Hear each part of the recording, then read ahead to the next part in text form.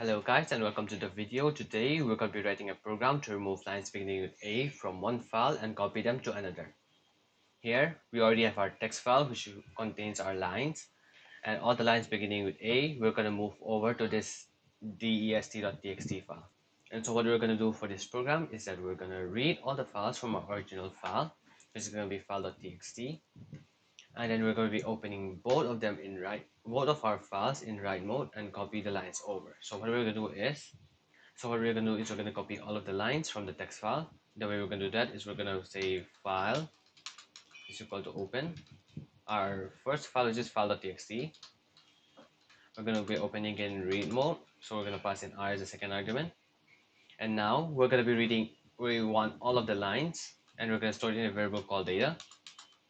And since we want all the lines, we're going to say file.readLines. What this is going to return is a list containing all of the lines.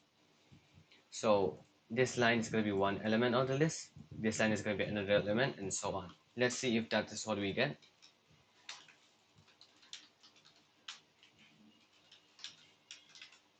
So if we run this, as you can see, we get all the lines.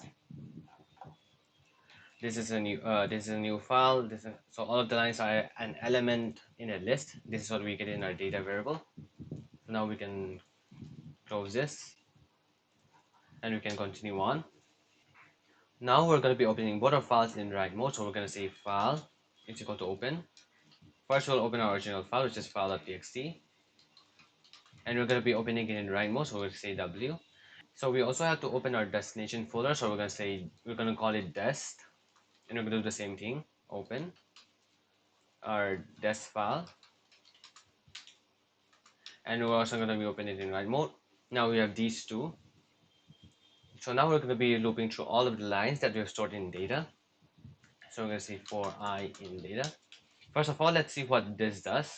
We will print I. First we'll see what this does. As you can see, it prints all of our lines in our original file, but since we opened it, it removed all the files, so we'll just get them back.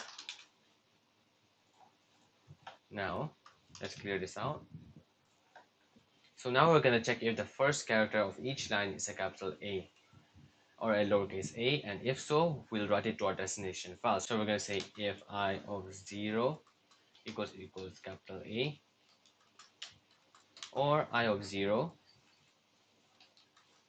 equals lowercase a, we're going to write it to our destination file. So we're going to say dest.write,